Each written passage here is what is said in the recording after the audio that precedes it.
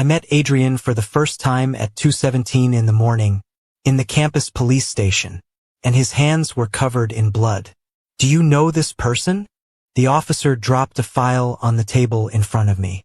I was still wearing my basketball team hoodie, hair a mess from being woken up in the middle of the night. The fluorescent lights made everything look sickeningly pale. "I don't." "Are you sure?" "I've never met him." Across the room, a guy was sitting with his back against the wall, both hands shoved into the pockets of a black jacket. Dark hair fell down over nearly half his face. But the thing that caught my attention most was his eyes, cold enough to make you look away. The officer sighed. "He says you're the only one who can bail him out." "I don't even know his name." "Adrian Walker." The guy finally spoke. A low, rough voice. "That's my name." I frowned. "All right, Adrian Walker. Why should I bail you out?" He looked at me for a few seconds, then said the most insane thing I'd ever heard. "Because next week we're going to be roommates." 10 minutes later, I finally found out what had happened. Adrian had just punched a junior student and broken his nose outside a bar near campus. The reason? The guy had called him a faggot. I sat frozen in my chair. Adrian was completely calm, as if being in a police station at midnight was only as inconvenient as forgetting his wallet. "I don't get it," I said. "Why did you call me?" "Because I don't have anyone else." The answer came too fast, too honest. It left me with nothing to say. Around 3 in the morning, we walked out of the police station. Boston was biting cold. Snow drifted lightly under the pale yellow streetlights.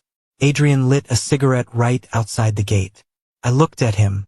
"You actually punched someone?" "Yeah." "Just because he insulted you?" Adrian took a drag and laughed quietly. "No." "Then what else?" "He put his hands on me." I went quiet. Adrian didn't explain further. But the way he gripped the cigarette was enough for me to understand how bad it had been. I suddenly felt angry on behalf of someone I didn't know at all. "Then he deserved to get punched," I said. Adrian turned to look at me slightly, like he hadn't expected me to react that way. "I thought basketball guys like you would tell me to handle it calmly." "I thought so too." I shoved my hands into my pockets. "But sounds like he was an asshole." For the first time, Adrian smiled. Not big, just the corners of his mouth curving up slightly. But God, this guy was unreasonably good-looking. 3 days later, Adrian officially moved into the dorm. I was asleep when I heard a loud crash. Opened my eyes to find him standing in the room with 2 black suitcases and a look on his face like he wanted to kill someone. "Good morning," I said, half asleep. "Not even close." "Are you always this difficult?" "Yeah." "Great." I pulled the blanket up over my face. "We're going to get along wonderfully." Adrian threw his jacket onto the chair. "I'm praying for the same thing." Living with Adrian was like living with a walking storm. He was incredibly neat, incredibly principled, and incredibly impossible to understand. Adrian almost never slept before 3 in the morning. He studied architecture, so his desk was always covered in models and blueprints. One night I woke up at 4 in the morning to use the bathroom, and found Adrian sitting on the floor, playing rock music so quietly you could barely hear it, assembling a model with his bare hands. The scene was so strange I stood there watching for nearly a minute. Adrian didn't look up. "If you're going to stand there like the ghost girl from a horror film, at least turn on the light." I was just curious. Curiosity killed the cat. "Are you the cat?" "No." "Then we're fine." Adrian finally looked at me. His eyes were tired but softer than usual. "Parker." "What?" "You talk a lot." I grinned. "Thank you." That wasn't a compliment. I'm taking it anyway. A month later, I realized Adrian was more well-known on campus than I'd thought. Not in a popular hot guy way. More like mysterious. People talked about him constantly. Asterisk, is that Adrian Walker? Asterisk. Asterisk. I heard he got expelled from his old school. Asterisk. Asterisk, apparently he's gay. Asterisk. Asterisk, rumor is he was hospitalized after a fight. Asterisk. There were so many rumors I started getting annoyed on his behalf. But Adrian didn't seem to care. He always had his headphones on, walking fast through the hallways like the rest of the world didn't exist. Until one particular evening. It was raining hard that night. I just finished basketball practice when I got a text from an unknown number. Asterisk, come to the back of the arts building. Right now. Asterisk. No name. But instinct made me run immediately. When I got there, I heard voices arguing in the narrow alley behind the building. Asterisk. You think you're so tough? Asterisk. Asterisk, I already said. Stay away from me. Asterisk. It was Adrian. I rushed over just in time to see a large guy shove him hard against the wall. Hot blood rushed straight to my head. Hey! They both turned around. The guy scowled. Get lost. I think you're the one who should get lost. Adrian immediately stepped in front of me. Parker. Go. No. I can handle this. I don't care. The guy smirked. Is this your boyfriend? Both Adrian and I froze. In that 1 second, I saw Adrian's eyes change. Panic. Not from being hit, but from those words. The guy laughed louder. Damn. Look at his face. I guessed right, didn't I? I've never gotten angry that fast in my life. I grabbed the guy by the collar before I could even think. Apologized to him. Oh yeah. I said. Parker. Adrian yanked me back hard. Right then, the campus security whistle blared in the distance. The guy swore and took off. The rain kept hammering the ground. I turned to Adrian. Are you okay? He didn't answer, just stared at me. Rainwater ran down Adrian's soaking black hair. Did you just pick a fight for me? He asked quietly. I couldn't just stand there. Parker. What? Adrian stepped closer. Too close. My heart suddenly started pounding hard. Don't be kind to me like that. His voice nearly dissolved into the sound of the rain. Because I'll misread it. That sentence got stuck in my head for the next 3 days. 3 days. 72 hours. And I swear to God, Adrian Walker was some kind of psychological torture wearing a human face. After the incident behind the arts building, he started avoiding me. Again. But this time it was different. Not his usual cold kind of distance. This was more like panic. Adrian was gone before I woke up. He came back after I was already asleep. One day I only caught a glimpse of his back disappearing at the end of the hallway. The worst part was, I missed him terribly. The room was quiet in a way that felt wrong. No more soft rock playing at midnight. No more smell of burnt coffee every morning. No more Adrian sitting cross-legged in his chair, building models while muttering curses at his design software. I hated that feeling. Hated it so much that, on the third night, I went straight to the architecture building to find him. The architecture building at nearly 11 at night was still lit up. Students here were professional insomniacs. I walked past rows of enormous white models until I finally spotted Adrian in the last studio. He was standing at his drafting table, sleeves rolled up, hair disheveled. And God, this guy was way better looking than necessary. I leaned against the doorframe. How much longer are you planning to hide from me? Adrian visibly startled. The pencil fell out of his hand. Shit. Oh, so you do still know that word. Parker. I hate that you keep disappearing like Batman. Adrian rubbed his forehead. I've been busy. For 3 days. Yeah. I don't believe you. He went quiet. I walked into the room. The air was thick with the smell of paper, wood, and cold coffee. Why are you avoiding me? I'm not avoiding you. Adrian. Fine. He sighed. I'm trying to keep my distance. Why? Because I like you. My heart skipped another stupid beat. Adrian laughed dryly. See? That's exactly why. I didn't say anything. But you're looking at me like that. Like what? Like you think I have a chance. The air suddenly felt thick. I swallowed. And what if you actually do? Adrian froze. The entire room went dead silent. He looked at me like he'd misheard. What? I didn't even know where I found the nerve. Maybe because I'd been thinking about Adrian too much. Too much to keep pretending I hadn't been. I don't know what this means, I said slowly. I've never liked a guy before. Adrian's expression darkened quickly. Parker, don't. But I know I go crazy when you avoid me. He stopped breathing. I know I'm always looking for you in a crowd. And I know that every time you smile at me, I feel like I just won the lottery. Adrian turned away immediately, ears burning red. God, so cute. I shouldn't be hearing this, he said quietly. Then why are you still standing here? No answer. Rain began tapping against the studio's glass windows. Then Adrian asked very softly, Do you know what you're doing? No. I smiled nervously. Not even a little. For the first time in days, Adrian laughed for real. A low, tired laugh, but beautiful in a way that was hard to believe. You're a complete disaster. You like disasters. That's the problem. My heart felt like it was going to explode. From that night, everything between us began to change in a dangerously irreversible way. Neither of us said it outright, but we both knew that the way we looked at each other wasn't simple anymore. Knew that the distance between us kept getting smaller, and knew that if things kept going like this, something was going to happen. Like when Adrian fell asleep at his desk at 1 in the morning. I just finished playing games when I noticed him, head resting on his arm, glasses slipping down his nose, the pale yellow desk lamp washing over that unreasonably beautiful face. I stood there watching for almost a minute. Then, stupidly, I walked over to fix his glasses for him. The moment my fingers touched his skin, Adrian opened his eyes. Too close. I nearly died on the spot. His gray-blue eyes looked straight at me in the quiet dark.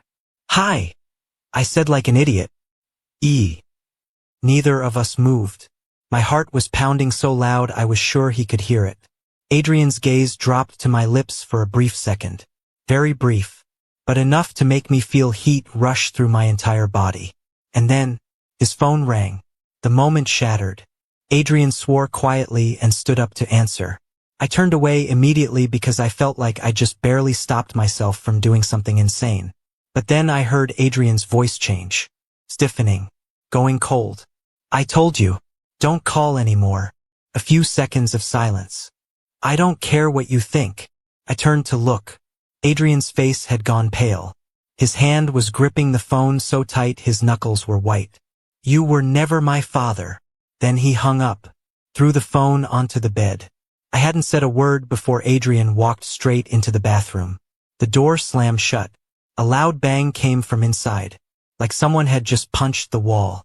I stood frozen for a few seconds, then walked over and knocked. Adrian. No answer. Adrian. Still silence. My chest started to feel tight. Open the door. Get lost, Parker. His voice was rough and raw. I'm not leaving. Please. I pressed my forehead against the door. At least tell me you're okay. Silence from inside for a long time. Then I heard a sound. Very faint. Like someone trying to hold back tears. My heart clenched immediately. Adrian. I'm fine. You're not fine. I said I'm fine. And I said you're lying. Silence. A long while later, the bathroom door finally opened. Adrian stood there with eyes red around the edges. I'd never seen him like that before. No cold composure. No indifference. Just a guy trying his hardest not to fall apart. Don't look at me like that, he said very quietly. I stepped forward. Come here. Adrian laughed, shaky. Parker, come here. And in the very next second, he hugged me tight, hard enough that I stepped back half a pace. I could feel Adrian trembling in my arms. Then he broke down. Without a sound. Just broken. Uneven breaths pressed into my shoulder like he'd been holding on for far too long. I held him immediately. It's okay, I whispered. Adrian gripped my shirt tighter. I'm so tired. Those words nearly crushed my heart. I'd never heard Adrian speak in that voice before. Not cold. Not sarcastic. No walls built up around it. Just exhaustion, bare and aching. He was still holding on to me tightly, head buried in my shoulder. I could feel the heat of Adrian's unsteady breath through my hoodie. Outside the window, the rain was still falling. And in that small dorm room, my whole world seemed to have narrowed down to just him. I guided Adrian to sit down on the bed. He turned his face away as soon as I switched on the bedside lamp. Maybe because he didn't want me to see how red his eyes were. But it was too late. I'd already seen everything. Do you want to talk? I asked quietly. No. Okay. I just want to sit quietly for a bit. Yeah. I pulled a chair over and sat across from him. The silence stretched for a few minutes. Then Adrian said hoarsely, "He was drunk." I looked up. "Your dad?" "Yeah." He laughed bitterly. "Every time he drinks, he calls me." "What does he say?" Adrian was quiet for a long time. Long enough that I thought he wouldn't answer. Then, finally, he asks why I can't just be normal. Heat surged through me. "Don't listen to any of that. It's hard not to." Adrian leaned his head against the wall. "Sometimes I wish I actually were normal." My chest ached. "Don't say that." "But if I were normal," he smiled faintly, "everything would be so much easier. I don't think liking guys is abnormal." Adrian looked at me. His expression softened slightly. "You say that because you're kind." No. "I say it because it's the truth." I hesitated for a moment, then asked, "What about your mom?" A very brief shadow crossed Adrian's face. "She's gone." I went still. "Damn." I'm sorry. "It's okay." But his voice sounded nothing like okay. Adrian drew his knees up and rested his chin on them. "She was the only person who ever made me feel like there was nothing wrong with me." My throat tightened. "She passed when I was 16. Did your dad change after that?" No.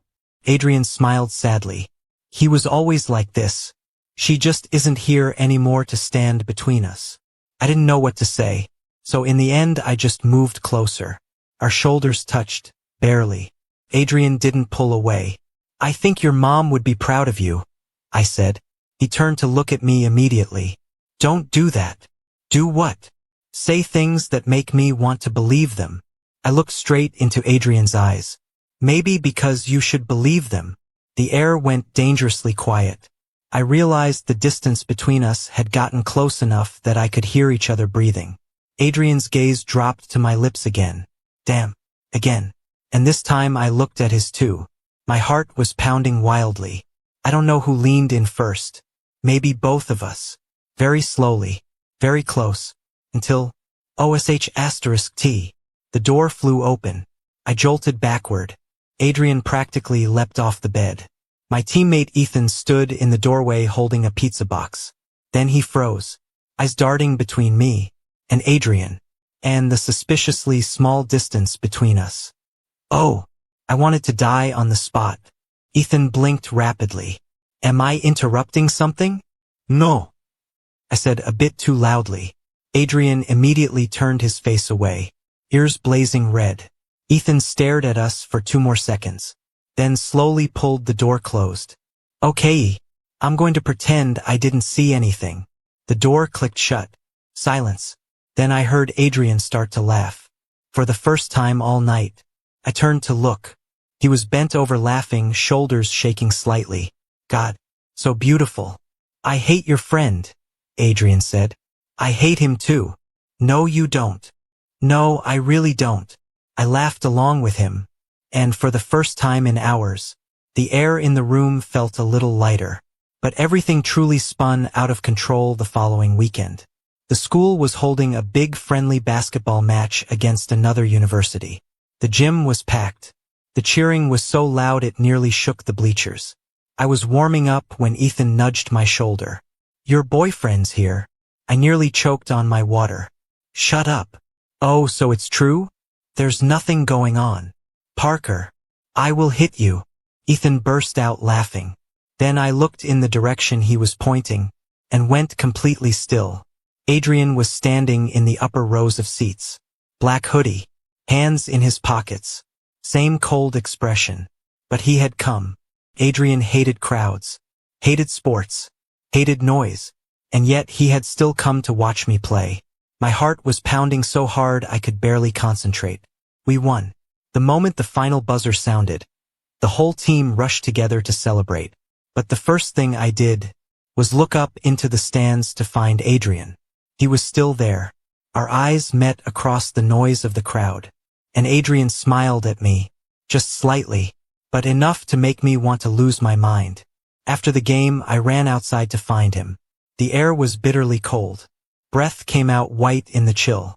I stepped out behind the gym and found Adrian standing under a lamppost, holding a can of soda. You actually came? Yeah.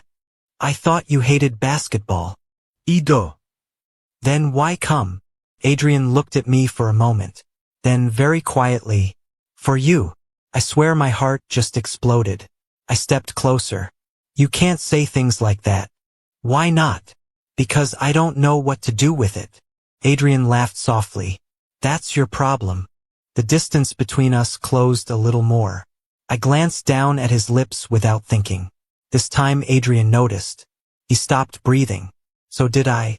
Then, I think I'm about to do something stupid, I whispered. Adrian looked at me, unblinking. Yeah, he answered barely above a breath. Me too, probably. And then I kissed him.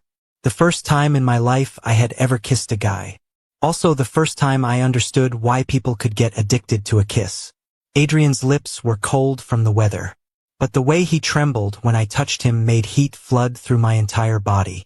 He gently gripped my jacket, so lightly, as if he still couldn't believe this was real. The kiss lasted only a few seconds, but when we pulled apart, both of us were breathless. Adrian looked at me with eyes in complete chaos. Damn, I laughed, tense. That's exactly what I was thinking. Then Adrian suddenly grabbed my collar and pulled me back, kissed me again. This time harder. No more hesitation. No more distance. And in that moment, I knew I was completely done for. I never thought a kiss could leave someone's mind this empty. After Adrian pulled me back for the second time, I nearly forgot I was standing outside in the middle of December. All I could feel was his lips, his breath, and the hand gripping my collar like he was afraid I might disappear. When we finally pulled apart, Adrian rested his forehead on my shoulder, breathing hard. We're completely done for, he muttered. I was still dazed. Yeah. You just unlocked a whole pile of psychological issues for me. I actually laughed out loud. Sorry. You don't sound sorry at all. Not even a little. Adrian looked up at me. His cheeks were red from the cold, or from me, probably both. And God, I wanted to kiss him again. That was the beginning. Or perhaps the beginning of a beautiful catastrophe. Because after that first kiss, everything between us blew completely past, just roommates. Adrian started waiting for me after practice. I started sleeping in his bed more than my own. Some nights we'd stay up until 3 in the morning just lying there listening to music and saying nonsense about everything in the world. Adrian told me about his mom. About the first time she took him to see an architecture exhibition in Chicago when he was 10. About how she always bought 2 ice creams because she knew Adrian would pretend he didn't want one but end up stealing hers anyway. And I told him the stupid things I'd done in high school. Like the time I tried to impress a crush by skateboarding and ended up falling and snapping the board clean in half. Adrian laughed until he had to hold his stomach. I have no idea how you've survived this long. I ask myself that every day. There were moments so peaceful I forgot the rest of the world still existed outside. Until that one night. On Friday evening, Ethan dragged the whole basketball team to the bar near campus to celebrate our win. I hadn't planned on going. I would have rather stayed in the room with Adrian. But Ethan practically threatened to carry me there by force, so I eventually gave in. Before I left, Adrian was still sitting at his desk working on his laptop. I'll be back early, I said. Okay. You're really not coming? I hate people. You hate me too. That's different. I stopped. Different how? Adrian looked at me for a moment, then answered completely calmly. I like kissing you. My face went hot immediately. You jerk. The corner of his mouth curved up. Go before I change my mind. The bar was packed wall to wall with students. Music so loud it hurt. I'd barely been sitting down 10 minutes before I missed Adrian, which was genuinely pathetic. Ethan nudged me. You've been smiling like a lunatic since we walked in. No, I haven't. You have. He narrowed his eyes. You're in love. I nearly knocked over my drink. Shut up. Oh, so that's a yes. I hate you. Doesn't matter. I need details. I hadn't even managed a response before a girl walked up to our table. Blonde hair, red dress, very pretty. She smiled at me. You're Parker, right? Yeah. I'm Jenna. She held out her phone. My friend bet me I couldn't get your Instagram. Ethan started cackling next to me. I was about to politely decline when Jenna added, or at least your number? Right at that moment, my phone buzzed. A message from Adrian. Asterisk, you back yet? Asterisk. My heart went completely soft in an instant. I stared at the screen for a few seconds, and without realizing it, I was smiling. Jenna watched my reaction and paused. Oh, I looked up. She laughed quietly. Is that the person you like? I turned slightly red. That obvious? You looked at your phone like you just found out you won the lottery.